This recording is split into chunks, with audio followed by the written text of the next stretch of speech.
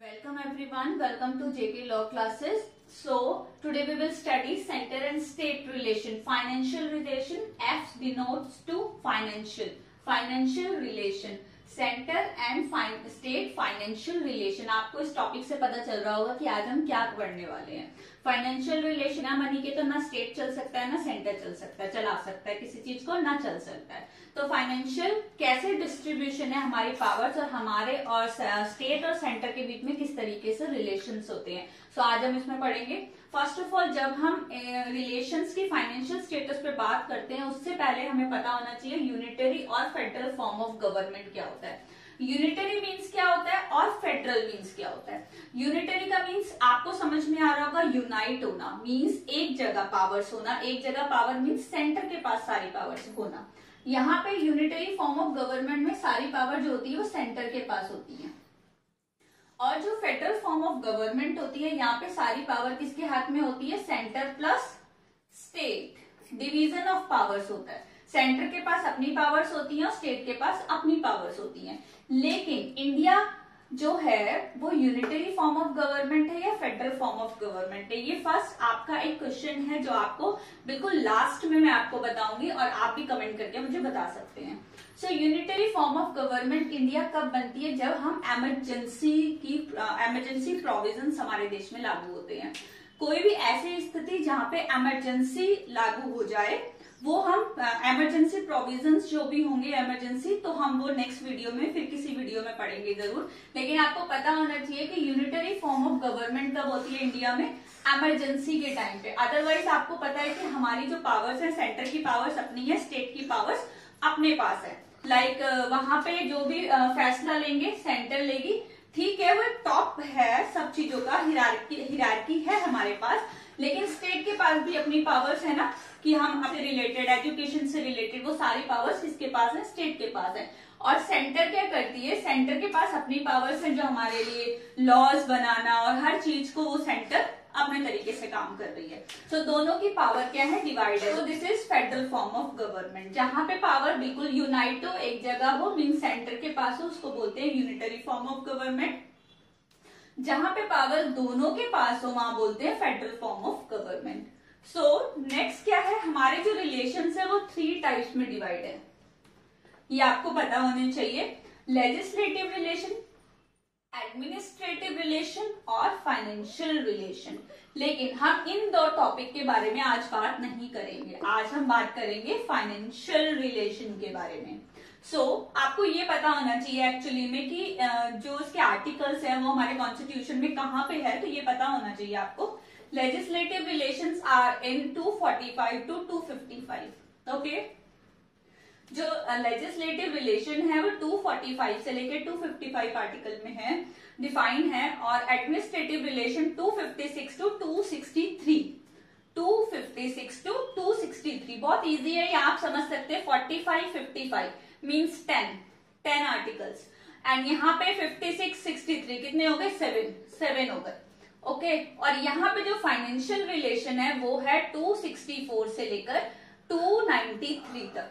264 से लेकर 293. ओके, मुझे लग रहा है आप लोगों को इजीली समझ में आ जाएगा. एक बार और रीड कर लेते हैं. लेजिस्लेटिव रिलेशंस जो है 245 से 255, administrative relation 256 to 263 and financial relation 264 to 293. ठीक है, अब हम नेक्स्ट पढ़ते हैं फाइनेंशियल रिलेशन कैसे हैं हमारे सेंटर और स्टेट के बीच में. डिस्ट्रीब्यूशन ऑफ पावर, जैसे कि हम लोग पढ़ रहे हैं financial relation between centre and state. Proper distribution of power. Power किससे रिलेट हो रही है कि दोनों के बीच में क्या है, प्रॉपर डिस्ट्रीब्यूशन ऑफ पावर होनी चाहिए. अगर सेंटर के पास पावर है तो स्टेट के पास भी प्रॉपर पावर होनी चाहिए. नहीं तो अगर दोनों में प्रॉपर डिस्ट्रीब्यूशन नहीं होगा तो आप समझते हैं घर में अगर एक के पास पावर है दूसरे के पास नहीं है तो आपस में कॉन्फ्लिक्ट बहुत सारे क्रिएट हो जाते हैं. So economy will run with the money. आपको पता है हर चीज को रन करने के लिए मनी की जरूरत होती है. आप एक फैमिली से ले लीजिए, एक फैमिली को भी रन करने के लिए कितनी सारी रिक्वायरमेंट्स है, तो सारी रिक्वायरमेंट्स कहाँ से फुलफिल होती हैं, हमारी मनी से फुलफिल होती हैं. तो एक देश को चलाने के लिए तो हमें ऑब्वियसली मनी चाहिए, बिना मनी के तो हमारा देश चलेगा नहीं. तो दोनों के बीच में मीन सेंटर और स्टेट के बीच में equal distribution of financial distribution होना चाहिए, नहीं तो क्या होगा, दोनों के बीच में बहुत ज्यादा कन्फ्लिक्ट क्रिएट हो जाएंगे।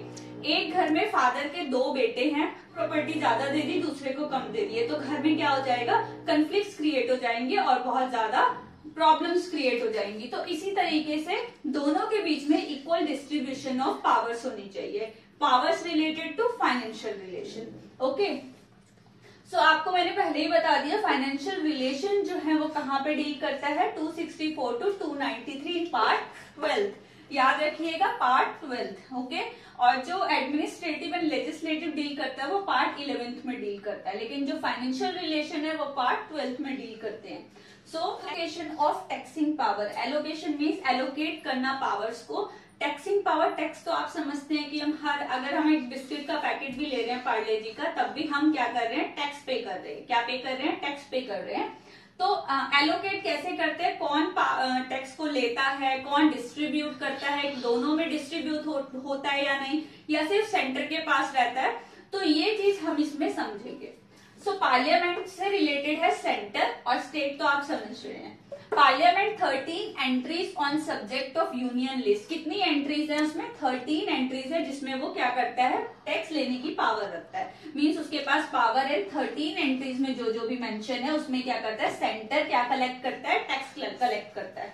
और जो स्टेट है वो कितनी में करता है, 18 एंट्रीज। ऐसी 18 एंट्रीज है जिसमें कौन कलेक्ट करता है, स्टेट कलेक्ट करता है। जैसे एग्रीकल्चर हो गया, ऐसी बहुत सारी चीजें, तो इसमें कौन कलेक्ट करता है, स्टेट कलेक्ट करता है। सो स्टेट के पास पावर है, देखिए यहाँ पे on subject of state list, state list में जितनी भी 18 एंट्रीज है वो उसके पास, किसके पास पावर है, स्टेट के पास। और यूनियन लिस्ट में जितनी 13 एंट्रीज है उसकी में पार्लियामेंट के पास पावर है। नेक्स्ट आ गया कॉन्करेंट लिस्ट। आपको मैं बता दूं कि 101 अमेंडमेंट जो हुआ था जिसमें जीएसटी आया था, फर्स्ट ऑफ ऑल आपको याद होना चाहिए कि कौन सा अमेंडमेंट, 101।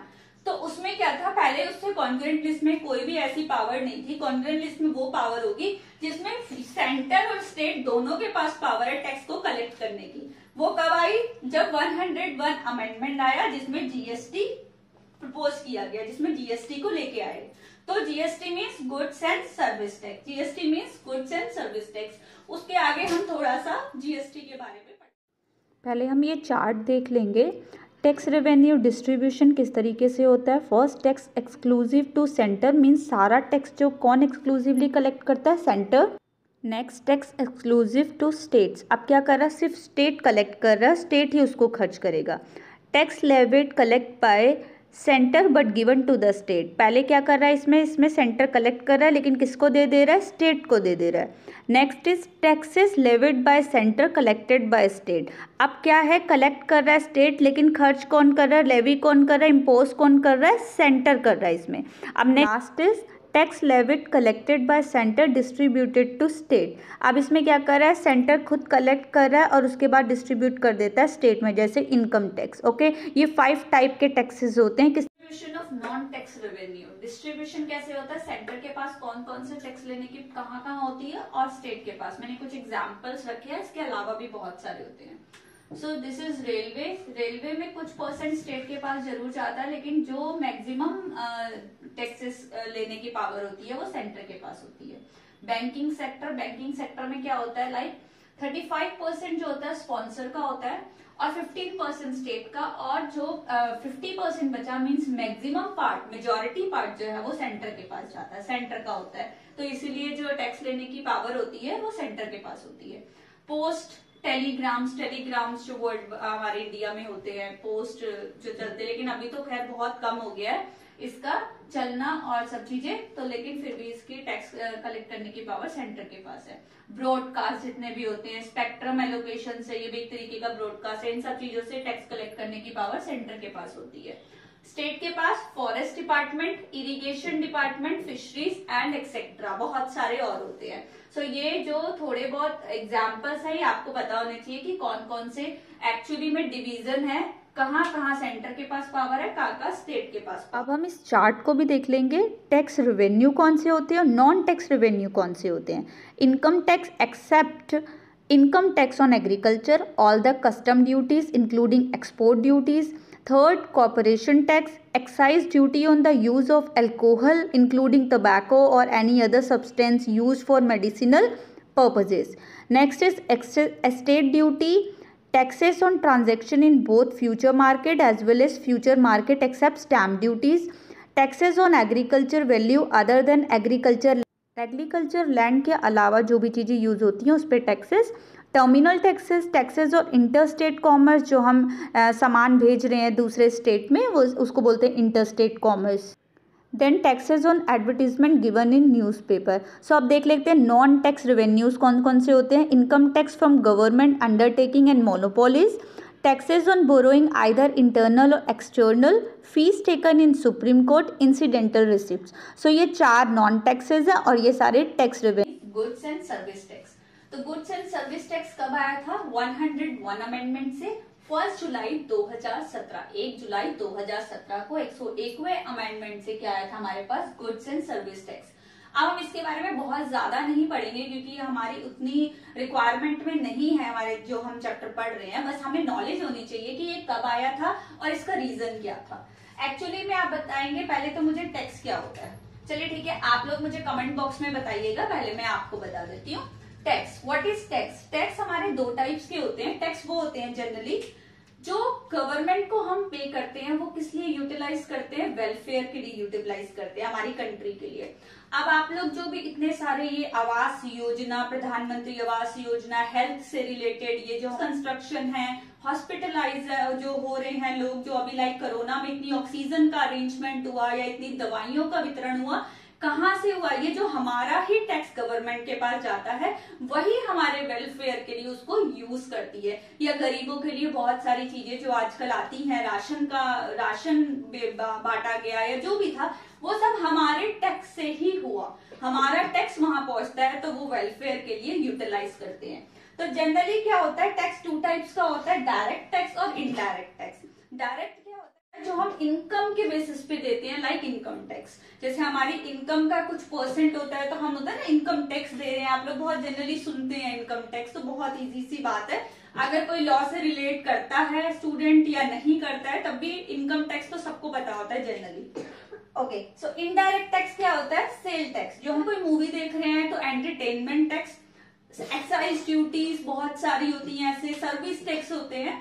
तो ये सब सारे टैक्स, इनडायरेक्ट टैक्स को खत्म करने के लिए क्या हुआ था? सरकार लेके आई थी goods and service tax, GST. बस आपको इतना पता होना चाहिए, जो इनडायरेक्ट टैक्स था उसको खत्म करने के लिए क्या आया था?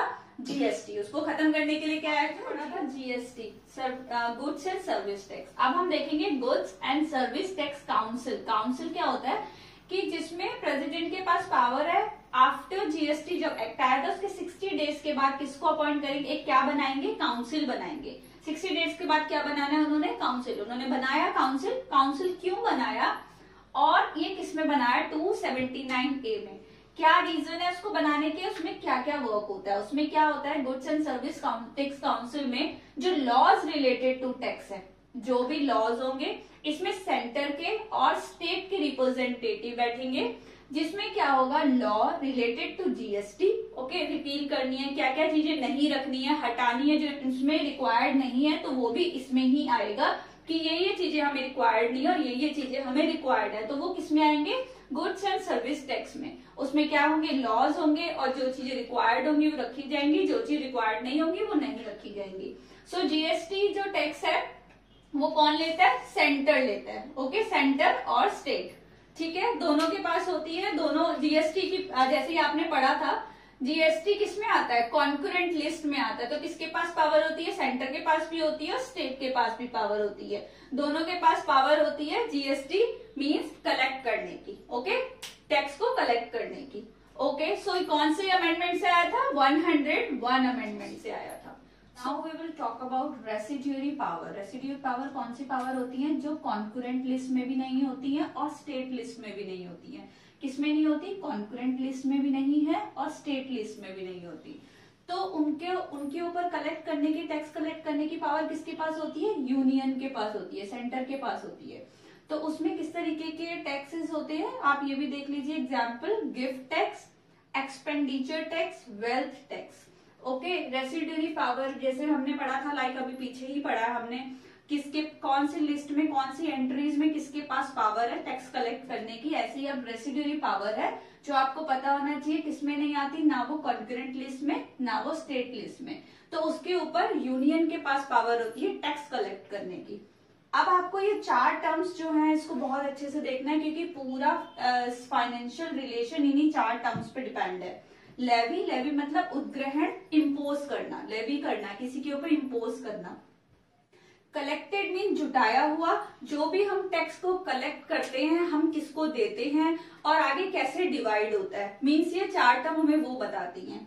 कलेक्ट किया हमने, जुटाया हुआ, जैसे हम लोग टोल कलेक्ट करते हैं कहीं से, तो उसके बाद किस एप्रोप्रिएट गवर्नमेंट के पास जाएगा, स्टेट गवर्नमेंट के पास या सेंटर के पास, तो ये क्या करता है, असाइन करता है, सौंपता है उस पैसे को, एलोकेट करता है, असाइन करता है। मीन्स ये जो पूरा चैप्टर है वो इन्हीं चार टर्म्स पे डिपेंड करता है, लेवी, एप्रोप्रिएट, कलेक्टेड और असाइन। अब आगे हम पढ़ेंगे कि लाइक कैसे सेंटर डिवाइड करता है अपनी जो भी कलेक्ट करता है टैक्सेस, लाइक जैसे income tax, income tax collect करने के बाद वो स्टेट में डिवाइड करता है पैसा। तो ये चार टर्म्स आपको बहुत ज्यादा इंपॉर्टेंट पता होनी चाहिए और बाकी रेसिड्यूरी पावर भी आपको पता चल गई। अब हम नेक्स्ट पढ़ते हैं कि हमने किस तरीके से पावर को एलोकेट करना है। Grant in aid, aid means क्या होता है, किसी की इंजरी होने पे किसी की मरहम पट्टी करना तुरंत से। तो इसी तरीके से जो सेंटर होती है वो स्टेट की क्या करती है, फाइनेंशियल एड करती है। और ये कितने टाइप्स के, स्टैट्यूटरी और डिस्क्रिशनरी, दो टाइप्स की होती है, स्टैट्यूटरी और डिस्क्रिशनरी। सो इसमें क्या होता है, ये अंडर आर्टिकल 275 डिवाइन और ये आर्टिकल 282 कहाँ डिफाइन है, ये 275 और 282। स्टैट्यूटरी में क्या होता है, क्या प्रोविजंस है कि सेंटर जो है वो स्टेट को क्या दे सकती है, मनी दे सकती है। क्यों दे सकती है, उसकी लाइक जहाँ पे शेड्यूल कास्ट होती है उनकी वेलफेयर के लिए, शेड्यूल ट्राइब्स की प्रमोशन के लिए, उनकी वेलफेयर से रिलेटेड जितने भी काम होंगे डेवलपमेंट ला सकती है, अच्छी करती है। स्टेट को क्या प्रोवाइड करती है, एड प्रोवाइड करती है, फाइनेंशियल पैसा दे सकती है, अलग अलग स्टेट को अलग अलग अमाउंट का मनी प्रोवाइड करवा सकती है। ऐसा नहीं कि एक स्टेट को इतना तो एक स्टेट को इतना, जितना जिसकी रिक्वायरमेंट होगी उतना उसको स्टेट को मनी फाइनेंशियल एड प्रोवाइड करा सकती है। सो ये कहां से आता है, कंसोलिडेटेड फंड ऑफ इंडिया। कहां से, consolidated fund of India by the recommendation of financial commission, recommendation of financial commission. और फाइनेंशियल कमीशन जो है बहुत इंपॉर्टेंट है, वो भी हम आगे पढ़ेंगे। फाइनेंशियल कमीशन क्या होता है, कहां से आते हैं, क्या इनके रोल्स है। So this is the constitutional body financial commission. So financial commission की रिकमेंडेशन से सेंटर क्या है, स्टेट को फाइनेंस दे सकती है, पैसा दे सकती है। डिस्क्रिशनरी से आपको पता चल रहा होगा, डिस्क्रिशन, अपने डिस्क्रिशन पे, अपनी मर्जी से, जहां पे पब्लिक पर्पस के लिए सेंटर क्या करती है, स्टेट को पैसा दे सकती है अपनी डिस्क्रिशन पे। यहाँ कोई भी यहाँ क्या है, एक एग्जांपल ले लेते हैं, लाइक गुजरात में वो एक मनरेगा स्कीम है उसको प्रमोट कर रही है, वो चाह रही है बहुत ज्यादा प्रमोशन मिले, तो उसके लिए वो क्या करेगी, पैसा इन्वेस्ट करेगी, पैसा देगी उस स्टेट को। तो इससे क्या हुआ, पब्लिक पर्पस के लिए। इन डिस्क्रिशनरी, डिस्क्रिशनरी और स्टैट्यूटरी आपको समझ में आ गया होगा, बहुत इजी सी बात है। स्टैट्यूटरी क्या है, सेंटर स्टेट को पैसा देगी जहां पे उसको जरूरत लगेगी उनको, और यहाँ क्या है, पब्लिक पर्पस के लिए अपनी मर्जी से दे भी सकती है और नहीं भी दे सकती है। Okay, so next commission. So it is defined in article 280। किस आर्टिकल में, 280। आपको फाइनेंस कमीशन का आर्टिकल लर्न होना चाहिए, 280। कौन अपॉइंट करता है उसे, फाइनेंस कमीशन को प्रेसिडेंट अपॉइंट करते हैं। कौन अपॉइंट करते हैं, प्रेसिडेंट अपॉइंट करते हैं। और इनके पास कैसी पावर होती है, civil court, quasi judicial powers होती हैं फाइनेंस कमीशन के पास। So to give its recommendation on distribution of tax revenue between the union and the state. तो ये क्या करते हैं, इनकी रिकमेंडेशन से ही, जैसे अभी हमने पढ़ा था ग्रांट इन एड में, किसकी रिकमेंडेशन से सेंटर स्टेट को पैसा देती है, फाइनेंस कमीशन की रिकमेंडेशन से। सो इनकी कुछ रोल्स है, कुछ ड्यूटीज है, हम उनको पढ़ लेते हैं। Sharing of central taxes with state, जो सेंटर के टैक्सेस हैं उन्हें क्या करना, उन्हें स्टेट के साथ कैसे बांटना है, कितना बांटना है, ये सब कौन करता है? फाइनेंस कमीशन करता है। लाइक जैसे इनकम टैक्स जो है वो कौन लेता है? सेंटर लेता है, लेकिन उसके बाद उसमें क्या करता है? उसके सेस वगैरह हटाकर जो भी अमाउंट होता है वो सेंटर के साथ डिस्ट्रीब्यूट करता है। तो वो किसकी रिकमेंडेशन से होता है? फाइनेंस कमीशन की रिकमेंडेशन से होता है। So distribution of centre grants, grants अभी मैंने आपको पीछे ही हमने भी पढ़ा है कि ग्रांट्स कौन प्रोवाइड करवाता है हमें? फाइनेंस कमीशन सेंटर स्टेट को प्रोवाइड करवाता है। तो distribution of central grants to states किस तरीके से होंगे, कितनी नीड है, कितनी रिक्वायरमेंट्स है, उस अकॉर्डिंग सेंटर क्या करेगा? स्टेट को ग्रांट्स देगा on the recommendation of finance commission. So measures to improve the finance of states to supplement the resources of panchayat and municipalities. अब जो पंचायत और म्यूनिसिपैलिटीज है उनको कितनी रिक्वायरमेंट है वो कौन मेजर करेगा? वो फाइनेंस कमीशन मेजर करेगा कि किस स्टेट में कितनी रिक्वायरमेंट है, किस सप्लीमेंट किस तरीके का सप्लीमेंट करना है उनको, रिसोर्सेज जो भी पंचायत और म्यूनिसिपैलिटीज में रिक्वायर्ड है। तो ये कौन सब इंश्योर करेगा? ये फाइनेंस कमीशन इंश्योर करेगा। क्या क्या इंश्योर करेगा? बहुत शॉर्ट में देख लेते हैं। क्या करेगा? शेयरिंग ऑफ टैक्सेस, ग्रांट्स जो हमें प्रोवाइड होनी है, स्टेट्स को प्रोवाइड होनी है सेंटर के थ्रू, और जो भी रिसोर्सेज किसको प्रोवाइड होनी है? पंचायत और म्यूनिसिपैलिटीज को। वो कौन चेकआउट करता है, कौन इंप्रूव करता है? फाइनेंस कमीशन इंप्रूव करता है। तो आपको आई थिंक समझ में आ गया होगा फाइनेंस कमीशन के मैंने बहुत ही इजी वे में छोटा सा थोड़ा सा यहाँ पे मैटर लिखा है कि आप लोगों को समझ में आ जाए व्हाट इज फाइनेंस कमीशन, कि आपको ओवरऑल बाउंड्री समझ में आ जाए उनकी। 280 में डिफाइन है, आर्टिकल 280 में। और प्रेसिडेंट क्या करते हैं? अपॉइंट करते हैं। क्वासी जुडिशियल पावर होती है उनके पास, किसी को भी समन कर सकते हैं, बुला सकते हैं, और डॉक्यूमेंट्स मंगवा सकते हैं उन्हें अगर रिक्वायर्ड होंगे। तो उनके पास कैसी पावर है? क्वासी जुडिशियल पावर है। और वो क्या करते हैं? उनकी रिकमेंडेशन से सारा डिस्ट्रीब्यूशन होता है टैक्सेस का, वो इंश्योर कर रहे हैं हर चीज को। तो ये फाइनेंस कमीशन के बारे में जो आपको थोड़ा सा। Next is powers. Powers of the commission क्या क्या होती हैं? Has all powers of the civil code, जैसे अभी मैंने बताया कि क्वासी जुडिशियल पावर होती है। ओके, सो सिविल कोड की पावर होती है under CPC 1908। Can summon and enforce the attendance of any witness, किसी को भी समन कर सकते हैं, किसी की अटेंडेंस रिक्वायर कर सकते हैं, विटनेस को मतलब बुला सकते हैं, उसकी अटेंडेंस रिक्वायर कर सकते हैं। Ask any person to deliver information, किसी भी पर्सन को इन्फॉर्मेशन डिलीवर करने के लिए बोल सकते हैं। और प्रोड्यूस अ डॉक्यूमेंट प्रोड्यूस करने के लिए भी बोल सकते हैं। Can ask for the production of any public record और डॉक्यूमेंट फ्रॉम एनी कोर्ट और ऑफिस, किस चीज़ के लिए, किस प्रोडक्शन की बात हो रही है? किसी भी पब्लिक रिकॉर्ड की या कोई डॉक्यूमेंट कहाँ पे प्रोड्यूस करने के लिए? कोर्ट में प्रोड्यूस करने के लिए। किसी कोर्ट से भी हो सकता है वो डॉक्यूमेंट, या ऑफिस से भी हो सकता है। So shall be deemed to be a civil code for purposes of section 480 and 482. I hope you liked this video. So please like, subscribe and share the channel. Thank you for watching this video. Thank you everyone.